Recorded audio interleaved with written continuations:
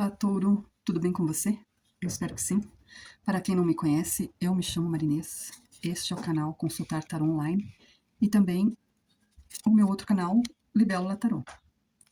Aqui eu estou fazendo uma leitura agora para o mês de junho, de relacionamento, de amor romântico. E no outro canal eu vou fazer sobre de relacionamento também, mas é de relacionamento que não deu certo, que não estão juntos, o que houve, o que aconteceu, e ali ver o que se passa com a outra pessoa também, tá bom? Então aqui é de amor romântico. O amor que doa demais e o silêncio que recua. E existe amores que sangram generosidade, que dão antes de ser pedido, que compensam antes de ser cobrado, que se curvam antes de ser tocado. E existem silêncios que não são indiferença. São recuos necessários, pausas que o coração impõe quando a alma precisa de repouso para se reencontrar. Este relacionamento vive exatamente nessa tensão. De um lado, uma presença que transborda, às vezes além do que é saudável. Isso falando pela constelação familiar. E do outro, um ser que se afasta não por falta de amor, mas por excesso de necessidade interior de equilíbrio. E entre os dois, um espaço que ainda não foi fechado, uma história que não encontrou seu ponto final, ou seu recomeço, né?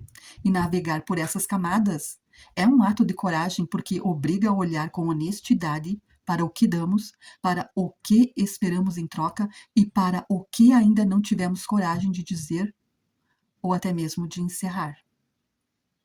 Aqui, qual é a próxima atitude? 6 de ouros, né? A generosidade aqui que compensa e também é o preço do excesso.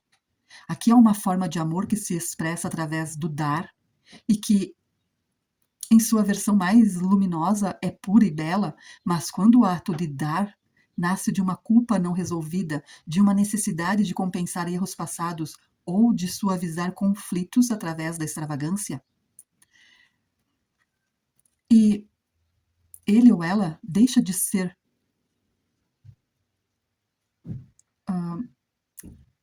este sentimento aqui, né? Deixa de ser dom e torna-se uma estratégia. E a próxima atitude aqui que se desenha, aqui carrega essa ambiguidade, a generosidade genuína mesclada com a filantropia que compensa. Então, presentear, ceder, sacrificar, não apenas por amor, mas para reparar. E nesse movimento existe uma sutil manipulação, não necessariamente consciente, que usa a bondade como moeda de negociação afetiva.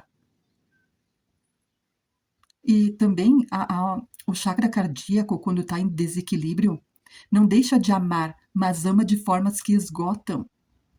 Então, dar demais sem receber, cuidar de todos sem se cuidar, são expressões de um coração aberto demais para os outros e fechado demais para si mesmo, para si mesma. É o arquétipo do cuidador, né? Nessa sombra, esquece que a primeira pessoa a ser cuidada é quem cuida. E o autocuidado que surge como uma palavra-chave aqui não é egoísmo, é condição.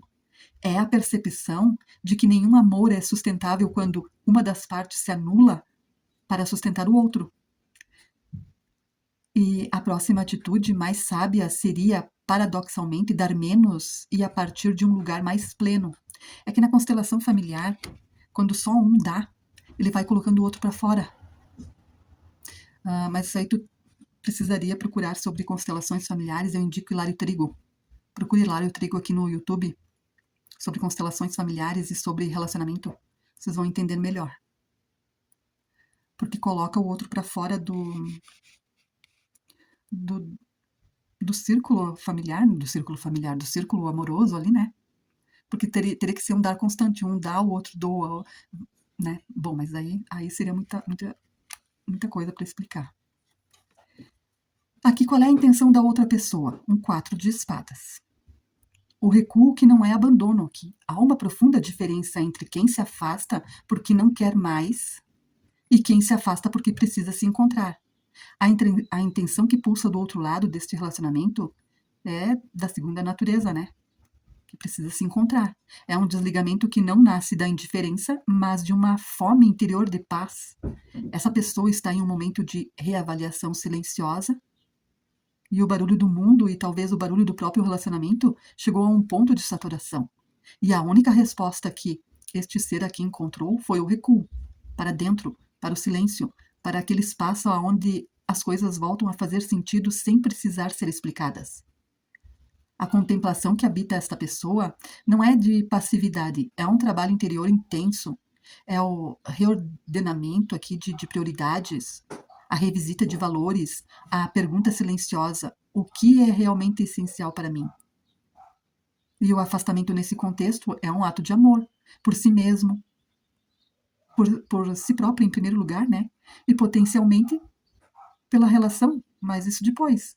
E compreender essa intenção exige renunciar à interpretação fácil de que o distanciamento é a rejeição. É antes um convite, ainda que não verbalizado, para que essa relação também encontre seu próprio equilíbrio, a sua própria respiração, né? E qual é os obstáculos desse relacionamento? O arcano maior é a carta do mundo. Aqui, a estagnação doce e o perigo da harmonia ilusória. O maior obstáculo desse relacionamento não tem a face do conflito, tem a face da paz que mascara o vazio. Existe aqui uma harmonia ilusória, uma zona de conforto que ambos habitam, não porque estejam plenos, mas porque o desconforto de mudar parece maior do que o desconforto de permanecer. Aqui o chakra raiz, o centro da segurança, do pertencimento, da estabilidade, se encontra numa contradição. Está ativado o suficiente para manter a relação existindo, mas não o suficiente para impulsionar qualquer movimento real. E o resultado é a estagnação, é a inércia. O relacionamento que nem avança nem termina, nem se aprofunda e não se dissolve. O arquétipo aqui por trás é do errante, né? Aquele que não encontra seu lugar, não porque os lugares sejam ruins, mas porque ele ainda não decidiu onde quer fincar as raízes. Então, neste relacionamento, há um ou os dois que estão nessa condição, presentes sem estar completamente, né? Não estão completamente presentes. E também ausentes sem ter partido. A falta de fechamento é um sintoma mais visível desse estado aqui.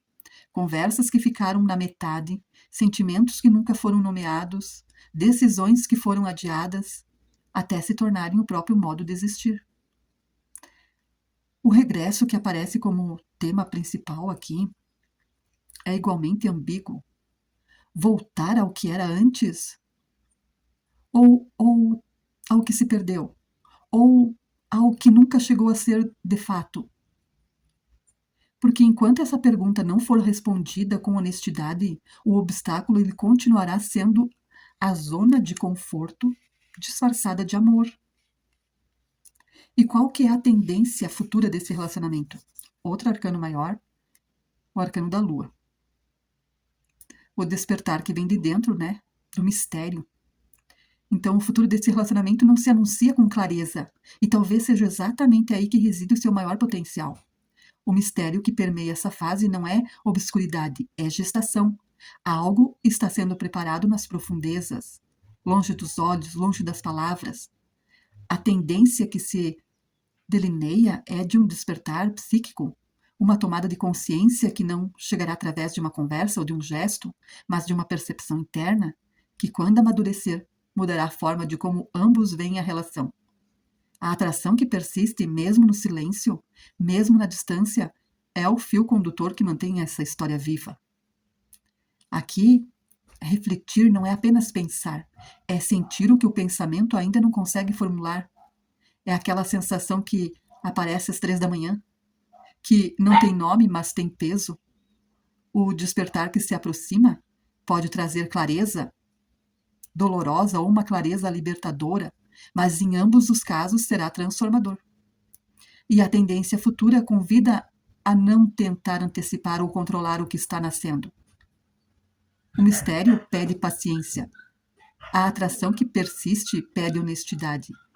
e o despertar que se aproxima.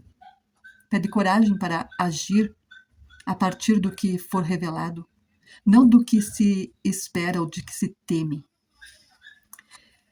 Mas se esse ser humaninho aqui pudesse falar, o que essa pessoa diria? Aqui o 7 de paus é a voz da determinação que esperou em silêncio. E por baixo do recuo, da contemplação, do silêncio, existe uma voz que não foi ouvida. Não porque fosse fraca, mas porque quem a carrega escolheu por hora guardá-la. Uma voz de determinação rara, de bravura que não precisa de plateia para existir. Se essa pessoa falasse, o que emergiria não seria suavidade, seria força. Seria a declaração de quem enfrentou seus próprios demônios internos e saiu do outro lado, não ileso, mas inteiro. Haveria desafio nessa voz, não como agressão, mas como convite. Eu não preciso que você me salve. Eu preciso que você me respeite. Eu perseverei quando você não via.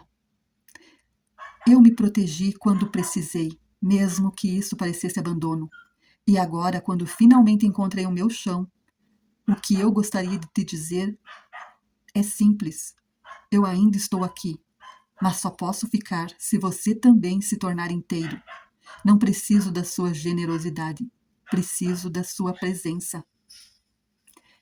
Essa voz fala de proteção, não a proteção de quem depende, mas de quem aprendeu a se guardar e agora, deliberadamente, escolhe se abrir. Fala de perseverança, a de quem ficou de pé mesmo quando tudo apontava para a queda.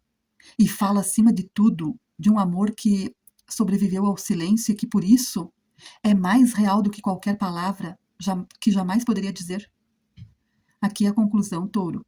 Quando o amor para de compensar e começa a ser, esse relacionamento ele está num limiar, que não é o fim, mas também não é mais o mesmo começo. É aquele lugar desconfortável e fértil onde as histórias se reinventam ou se encerram com dignidade. E a generosidade que compensa, ela precisa aprender a simplesmente dar. E o recuo que busca a paz precisa aprender a voltar, porque a estagnação que se disfarça de harmonia precisa ser nomeada para ser superada, e o despertar que se aproxima precisa ser recebido sem medo, mesmo que o que ele ou ela revele exige mudança. O amor mais maduro não é aquele que nunca dói, é aquele que, mesmo doendo, escolhe a verdade sobre o conforto, que escolhe a presença real sobre a performance da generosidade, que escolhe o centro, o encontro, a harmonia, mas o autêntico, né? Sobre o vazio, ou uma harmonia vazia. E o que resta no final aqui é uma pergunta que só os dois podem responder, cada um dentro de si, antes de qualquer conversa. Estou aqui por amor verdadeiro ou por medo de encerrar capítulo? Aqui a música que mais faz sentido para mim é a velha história de um amor, né? Que é a Flor e o Beija-Flor, de Jorge Mateus, sertanejo romântico. Fala sobre persistência, de amor que resiste, de quem volta com força e com verdade. Esse é um clássico que nunca envelhece, confere lá depois. Se algo nessa leitura tocou o que você ainda não tinha coragem de nomear, esse reconhecimento já é um passo. A consciência que desperta no silêncio é sempre o início de algo mais verdadeiro. Salve, compartilhe e reflita. Reflita, porque alguém precisa ouvir isso hoje. Se em algum momento desse vídeo você sentiu que estava ouvindo sobre a sua própria história, isso não é coincidência, é reconhecimento. Deixe uma âncora aqui nos comentários se você está nesse lugar de espera, de recuo, de não fechamento. Você não está sozinho ou sozinha nessa reflexão. Salve esse vídeo, compartilha com quem precisa. E me conta aqui qual a parte que chegou mais fundo em você. Tá bom? Deixa teu like, se não está inscrito aqui no canal, se inscreva. E se você quer conferir aqui na descrição aqui do vídeo, a leitura no outro canal, dá uma olhadinha. Tá na descrição do vídeo o link. Gratidão por você aqui. Até a próxima leitura.